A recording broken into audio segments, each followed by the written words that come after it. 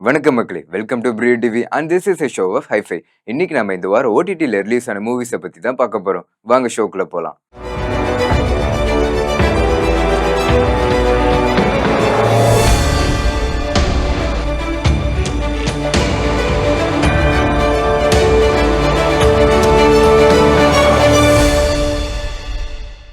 நம்ம இப்போ ஃபர்ஸ்டா பார்க்க போகிறது ஒரு வெப் சீரிஸ். இந்த web series LBW love beyond the wicket. இந்த வெப் சீரிஸோட கான்செப்ட் என்னன்னா, பாஸ்ட்ல ஒரு மிகப்பெரிய கிரிக்கெட் பிளேயரா இருப்பாங்க.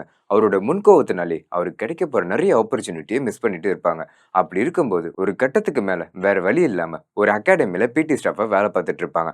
அந்த அகாடமிக்குள்ள சீனியர் ஜூனியர்ட்டு நிறைய ப்ராப்ளம்ஸ் வரும். அதனாலேயே அந்த அகாடமி growth-ஏ இல்லாம ரொம்ப டவுன்ல தான் போயிட்டு இருக்கும். அப்படி இருக்கும்போது ஒரு பொண்ணு அவங்க வீட்டெல்லாம் எதிர்த்து இந்த அகாடமில ஜாயின் பண்ணுவாங்க.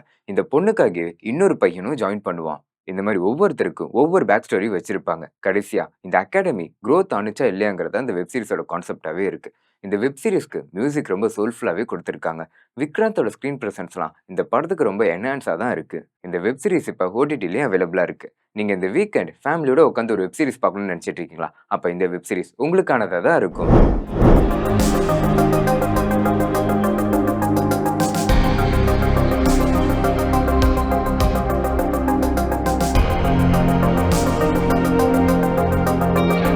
நம்ம இப்ப பார்க்க போற படம் தான் ரன்னவே. இந்த படம் ஒரு நல்ல கிரைம் த்ரில்லர் ஜானர்ல தான் இருக்கு. இந்த படத்தோட ஒன்லைன் என்னன்னா, ஒரு பொண்ணு காணாம போயிடுவாங்க. அது அவங்க அப்பா நிறைய கிரைம்ஸை தாண்டி எப்படி அவங்க பொண்ணை கண்டுபிடிக்கிறாங்கிறதா இந்த படத்தோட ஒன்லைனாவே இருக்கு. இந்த படத்தோட ஸ்டோரி லைன் ரொம்ப சிம்பிளா தெரிஞ்சாலும் இவங்க ஹேண்டில் பண்ண விதம் ரொம்பவே எக்ஸலண்டா ஹேண்டில் பண்ணிருக்காங்க. குறிப்பா ஸ்டன்ட் சீக்வன்ஸ்க்கு ரொம்பவே இம்பார்ட்டன்ட் கொடுத்துருக்காங்கன்னு தான் சொல்லணும். இவங்க ஸ்டார்டிங்ல இருந்து எண்டிங் வரையும் இவங்களுக்கான ட்விஸ்ட்டை மெயின்டைன் பண்ணி வச்சிருக்காங்கன்னு தான் சொல்லணும். குறிப்பா கிளைமேக்ஸ்ல இவங்க ட்விஸ்ட் எல்லாம் ரிவீல் பண்ணும்போது படம் பார்க்குற நம்மள ரொம்ப எங்கேஜிங்கா தான் வச்சிருக்கு. ஒரு நல்ல எங்கேஜிங்கான என்டர்டைன்மெண்ட் மூவி இப்போ ஓடிடிலயும் அவைலபிளா இருக்கு.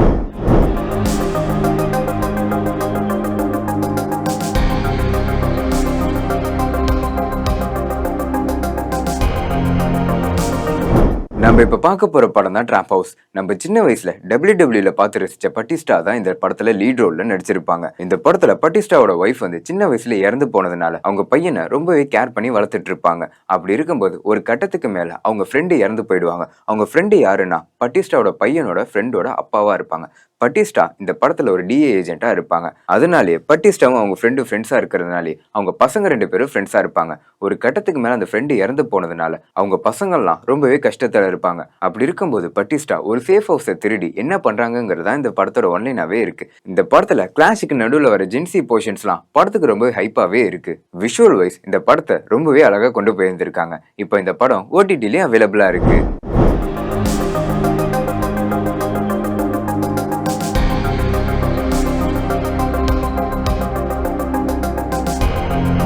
நம்ம இப்ப பார்க்க போற படம் தான் இத்திரி நேரம். மலையாளத்துல ரிலீஸ் ஆன படம் இப்ப தமிழ் டப்லயும் அவைலபிளா இருக்கு. இந்த படத்தோட கான்செப்ட் என்னன்னா, தமிழ்ல எப்படி 96ன்னு ஒரு படம் வரும், அந்த படத்துல ஒரு நைட்டுக்குள்ள நடக்கிற ஒரு லவ் ரீயூனியன் அழகா காமிச்சிருப்பாங்க. அதே ஜானர்ல வந்த படம் தான் இத்திரி நேரம். இந்த படத்துலயும் அவங்க பாஸ்ட்ல இருந்த லவ் எல்லாம் இப்ப பிரசன்ட்ல இருக்கும்போது அவங்க என்னென்ன பண்றாங்கிற சீன்ஸ் எல்லாம் ரொம்பவே பிரசன்டபிளா ஹேண்டில் பண்ணிருக்காங்க. இந்த படத்துக்கு தமிழ் டப்பிங் ரொம்ப நல்லாவே இருக்கு. அது இல்லாம இந்த படத்துக்கான மியூசிக் ரொம்பவே சோல்ஃபுல்லா இந்த படத்துக்கு அமைஞ்சிருக்கு.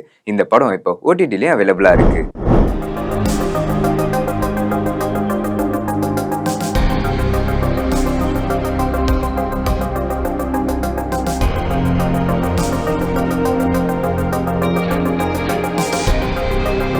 நம்ம இப்ப பார்க்க போற படம் தான் பவு புட்டு புட்டா. ஒடிசா லாங்குவேஜ்ல ஒரு நல்ல மேசிவ் ஹிட் அடிச்ச படமா தான் இந்த படம் இருக்கு. இந்த படம் எப்ப ஓடிடில ரிலீஸ் ஆகும்ட்டு பல பேரால எதிர்பார்க்கப்பட்ட படமாவே இருக்கு. இந்த படம் இப்ப ஓடிடிலயும் அவைலபிளா இருக்கு. இந்த படத்தோட ஒன்லைன் என்னன்னா, இந்த படத்துல வர ஹீரோ ஒரு ஃபிஷ் ஃபார்மிங் வச்சிருப்பாங்க. ரொம்பவே டவுனா ஒரு growth இல்லாம தான் போயிட்டு இருக்கும். இதனாலேயே ஹீரோ வேற வேலை பார்க்கலான்ட்டு ஃபாரின் கிளம்பலான்ட்டு போயிட்டு இருப்பாங்க. அந்த சமயத்துல ஹீரோட உடம்புக்குள்ள ஒரு ஸ்பிரிட் போயிடும். இந்த ஸ்பிரிட் போனதுக்கு அப்புறம் ஹீரோ ரொம்பவே வியர்டா பிஹேவ் பண்றாங்க. இதுக்கப்புறம் ஹீரோட பிசினஸ்லாம் பீக்குக்கு போயிட்டு இருக்குது. ஒரு கட்டத்துக்கு மேல இந்த ஸ்பிரிட் யாரு எப்படி ஹீரோ உடம்புக்குள்ள போனுச்சுங்கிறதா இந்த படத்தோட ஒன்லைனாவே இருக்கு. இந்த படத்துக்கு ஸ்கிரீன் பிளே எவ்வளவு பெஸ்டா கொடுக்க முடியுமோ அவ்வளவு பெஸ்டா கொடுத்திருந்திருக்காங்க. இந்த படம் இப்ப தமிழ் டப்ல இல்லைனாலும் இங்கிலீஷ் சப்டைட்டிலோட ஓடிடில அவைலபிளா இருக்கு. நீங்க ஹாரர் விரும்புற ஆடியன்ஸா அப்ப இந்த படம் உங்களுக்கானதா தான் இருக்கும்.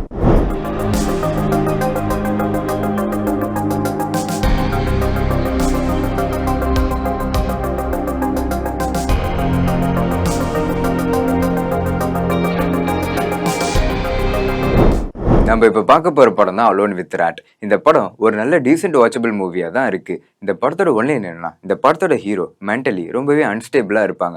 இதனாலே ஒரு சைக்காட்டிஸ்ட கன்சல்ட் பண்ணும்போது அந்த சைக்காட்டிஸ்ட இவர் பாஸ்ட்ல நடந்த நிறைய விஷயத்தெல்லாம் சொல்றாங்க. அந்த பாஸ்ட்ல நடந்த சில விஷயம்லாம் பாதி உண்மையா இருக்கு, பாதி பொய்யாவும் இருக்கும். இதுல எது உண்மை எது பொய்ன்னு சொல்லும் விதமா தான் இந்த படத்தோட கதையே அமைஞ்சிருக்கு. குறிப்பா இவர் சைக்காட்டிஸ்ட சொல்ற கதையிலலாம் எது உண்மை எது இவரோட பிரம்மன்ட்டு சொல்ற சீன்ஸ் எல்லாம் ரொம்பவே என்ஹான்ஸா நம்மளுக்கு காமிச்சிருக்காங்க. இந்த படத்துக்கு மேக்கிங் வைஸ் ரொம்பவே சூப்பரா பண்ணியிருந்திருக்காங்க. ஒரு டீசென்ட் வாட்சபிள் மூவியான இந்த மூவி இப்போ ஓடிடிலயே அவைலபிளா இருக்கு.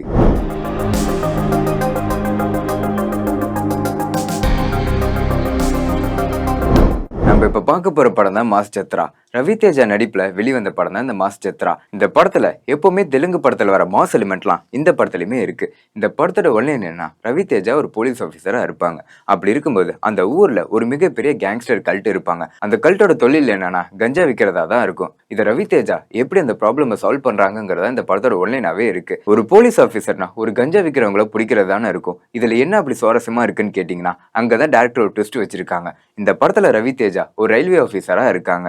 ரவி தேஜா ஏன் ரயில்வே ஆஃபீஸர் ஆனாங்கிறதுக்கு ஒரு சில பிளாஷ்பேக் சீன்ஸ் எல்லாம் வச்சிருப்பாங்க. அந்த பிளாஷ்பேக் சீன்ஸ் எல்லாம் நீங்க படம் பார்த்து தெரிஞ்சுக்கோங்க. ஒரு நல்ல டீசென்ட் வாட்சபிள் மூவியான இந்த மூவி இப்போ ஓடிடிலயும் அவைலபிளா இருக்கு.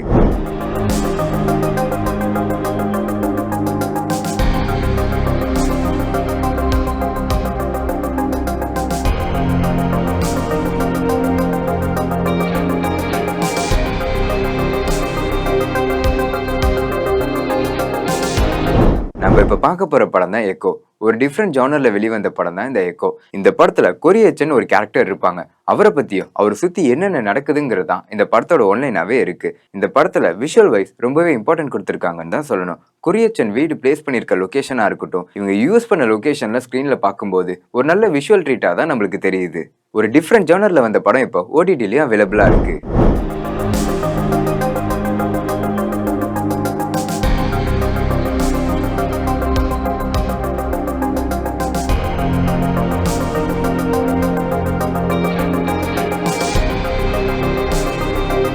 நம்ம இப்ப பார்க்க போற படம் தான் ஹக். இந்த படம் தமிழ் டப்ல இல்லைனாலும் ஓடிடில ஒரு நல்ல என்டர்டைன்மெண்ட் மூவியா தான் இருக்கு. இந்த படத்தோட ஒன்லைன் என்னன்னா, ஹீரோ ஹீரோயினி கல்யாணம் பண்ணிப்பாங்க. அவங்களுக்கு 3 குழந்தைங்களும் இருப்பாங்க. ஒரு கட்டத்துக்கு மேல ஹீரோ பாகிஸ்தானுக்கு ஒரு வேலையா போயிடுவாங்க. அப்படி அவங்க போன இடத்துல அங்கேயே ஒரு பொண்ணை பார்த்து கல்யாணம் பண்ணிடுவாங்க.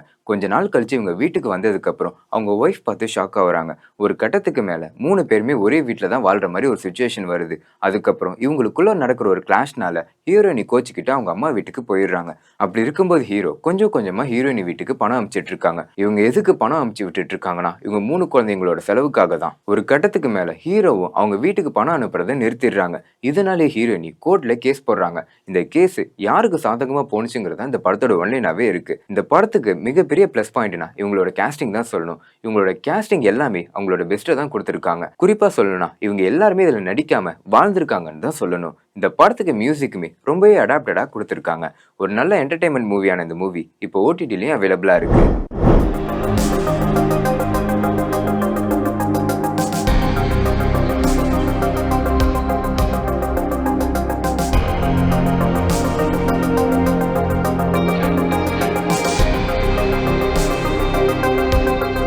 நம்ம இப்ப பார்க்க போற படம் தான் கும்கி 2. இந்த படத்தோட ஒன்லைன் என்னன்னா, இந்த படத்தோட ஹீரோ ஒரு தனிமையில தான் இருப்பாங்க. இதுக்கு காரணம் என்னன்னா, ஹீரோ வீட்டுல இருக்கவங்க எல்லாருமே ஒரு கள்ளச்சாராயம் காய்ச்சறவங்களா இருப்பாங்க. இதனாலே அந்த ஊர்ல இருக்கவங்க யாருமே ஹீரோ கூட சேர மாட்டாங்க. இதனாலே ஹீரோ ரொம்பவே தனிமையில தான் இருப்பாங்க. அப்போ ஒரு பள்ளத்துல ஒரு குட்டி யானை இருக்கும். அந்த குட்டி யானையை தூக்கிட்டு வந்து ஹீரோ அவரு கூடயே வச்சு வளர்த்துட்டு இருப்பாங்க. அவங்க வீட்டுல இருக்கவங்க எல்லாம் இந்த யானை வளர்ந்ததும் வித்து நம்ம பணமாக்கலாம் நினைச்சிட்டு இருக்கும் போது ஒரு கட்டத்துக்கு மேல அந்த யானையும் காணாம போயிடும். காணாம போன இந்த யானை கிடைச்சதா இல்லையா, யார் இந்த யானையை கடத்தினாங்கிறதா இந்த படத்தோட ஒன்லைனாவே இருக்கு. இந்த படத்துல நிறைய சீன்ஸ் எல்லாம் கொஞ்சம் லாஜிக்கே இல்லாத மாதிரி தான் எடுத்திருக்காங்க. இதோட பார்ட் 1 எல்லாம் ஒரு மேசிவ் ஹிட் அடிச்ச மூவியா தான் இருக்கு. ஆனா இந்த படத்தோட பார்ட் 2 அந்த மூவிக்கு அப்படியே ஆப்போசிட்டா தான் இருக்கு. இந்த படத்தோட ஸ்டோரி லைன் மேக்கிங் வைஸ் கொஞ்சம் ப்ராப்பரா இருந்தா இந்த படத்தோட தாக்கம் இன்னுமே அதிகமா இருந்திருக்கும். இந்த படம் இப்ப ஓடிடிலயும் அவைலபிளா இருக்கு.